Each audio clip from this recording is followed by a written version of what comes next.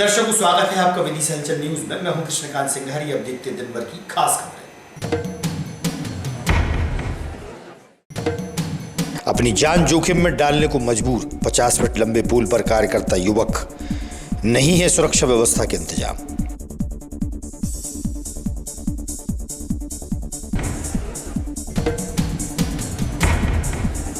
प्रत्येक सोमवार को होने वाली समय सीमा की बैठक के दौरान कलेक्टर ने विभागीय अधिकारियों की उपस्थिति में कार्य को पूरा करने के दिए दिशा निर्देश।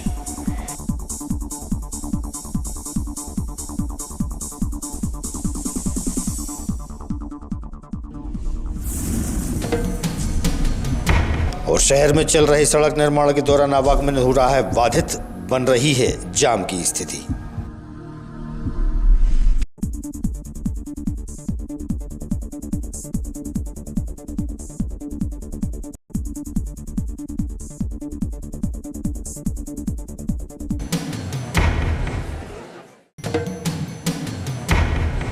अब खबर विस्तार से। माधवगंज क्षेत्र शिवकांच मंदिर में मध्य प्रदेश पुजारी महापंचायत की महत्वपूर्ण बैठक आयोजित हुई। विद्वान पंडितों की मौजूदगी में मंथन किया गया।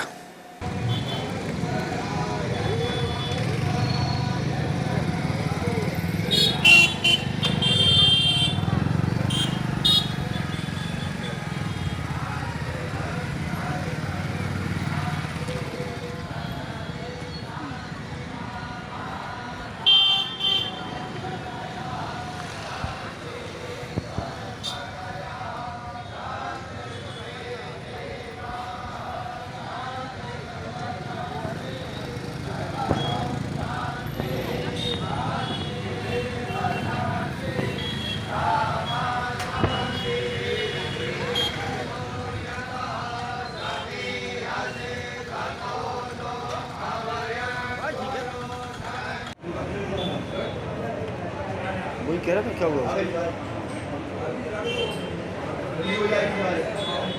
कौन से केस में?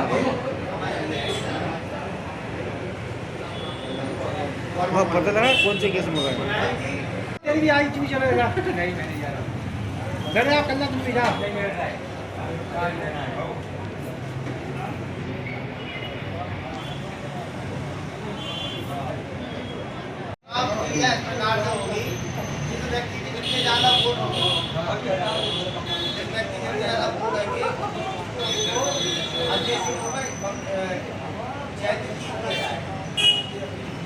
अरे आईडी ले आने।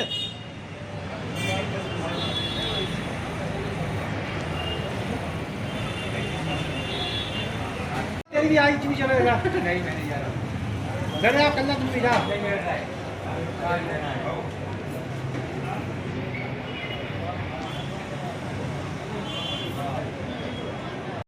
मेरा नाम जितेंद्र शास्त्री है।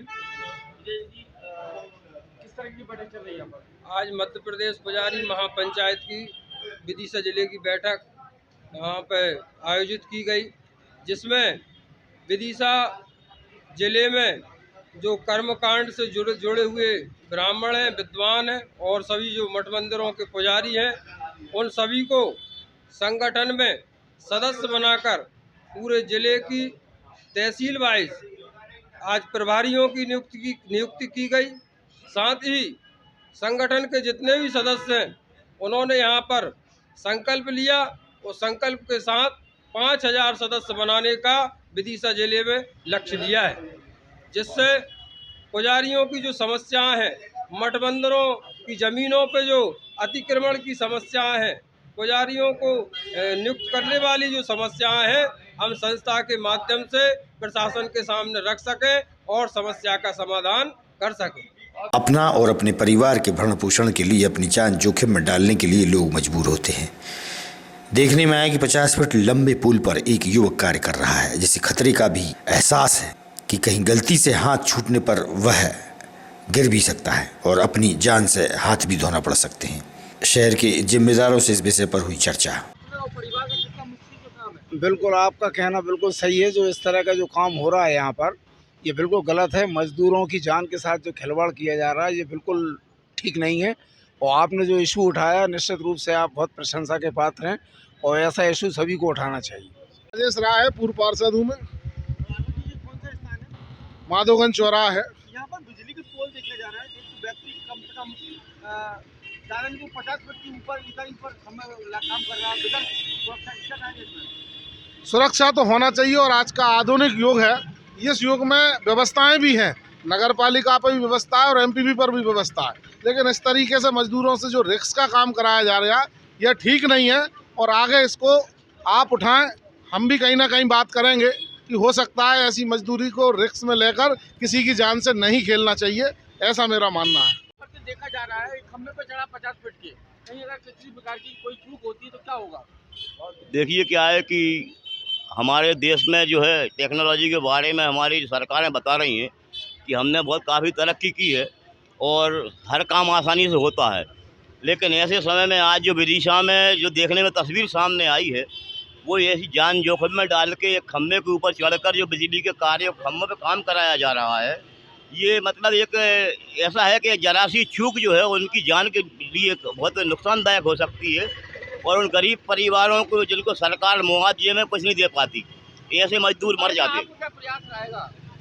प्रयत्न क्या है कि अगर ये शासन की जिस तरह से काम कराने का तरीका है ये ठीक नहीं है और यहाँ पे जो है काफ़ी मशीनरियाँ नगर पालिका में मौजूद हैं, बिजली खम्भों पे काम करने के लिए भी फायर ब्रिगेड की नशेनी भी काम कर सकती थी, इसके लिए नशेनी पे खड़े होकर मजदूर काम कर सकते हैं, लेकिन नगर पालिका के द्वारा ऐसी कोई व्यवस्था नहीं की गई। प्रदेश कांग्रेस अध्यक्ष जीतू पटवारी रविवार को विदिशा आए थे, जहां उनका कांग्रेसी कार्यकर्ताओं द्वारा स्वागत किया गया था। बड़ी संख्या में कांग्रेस के नेता व कार्यकर्ता मौजूद थे।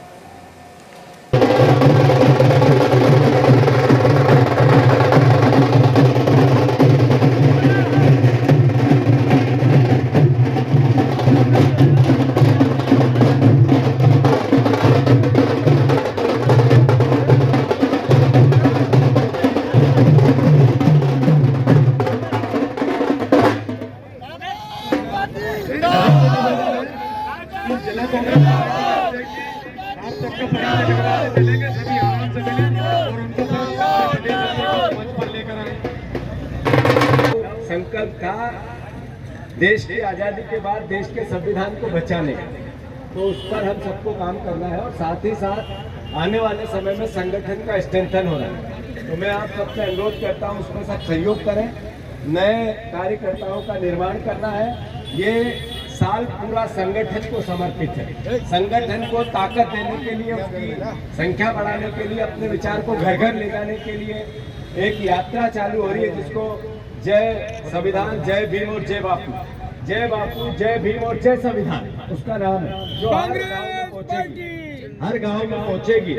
तो मैं आप सबको ये अनुरोध करता हूँ, जो सबसे बड़ी बात है वो सबसे बड़ी बात हमें विपक्ष का काम मिला।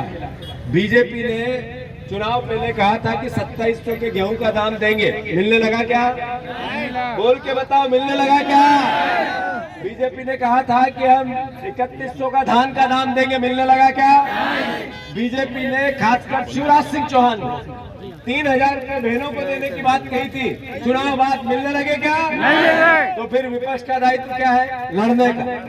ये जब से भारतीय जनता पार्टी फिर से चुन के आई है, सिर्फ लूट का दूसरा नाम, लूट का पर्याय है अगर बीजेपी। लूट का पर्याय क्या है? बीजेपी। करप्शन का पर्याय क्या है?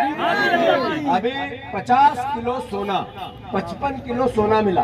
अगर ये सोना एक एक बाली या एक एक छोटे कान के कुंडल बनाते तो सारी लाडली बहना के बन जाते। सही है कि गलत?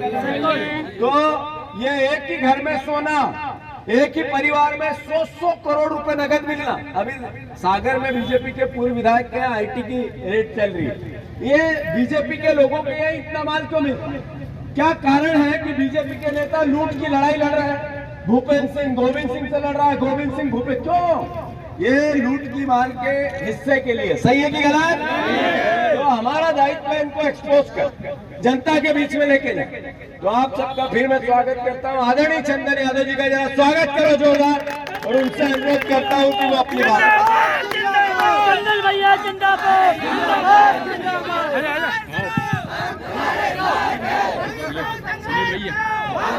प्रत्येक सोमवार को होने वाली समय सीमा की बैठक के दौरान कलेक्टर रोशन कुमार सिंह सहित प्रशासनिक अधिकारियों की उपस्थिति में अधूरे पड़े कार्यों को शीघ्र पूरा करने के दिशा निर्देश दिए गए।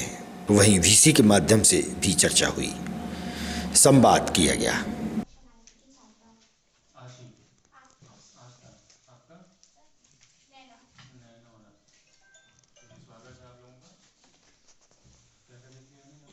शहर में इन दिनों सड़क निर्माण कार्य गति पकड़ रहा है। सड़क निर्माण के दौरान देखने में आया कि आवागमन बाधित हो रहा है। वाहनों के फंसने से जाम की स्थिति बन रही है। अन्य और भी स्थानों पर सड़क निर्माण कार्य तेजी से चल रहा है। सीसी रोड निर्माण के दौरान पूरा रोड से ही आवागमन बाधित हो रहा है।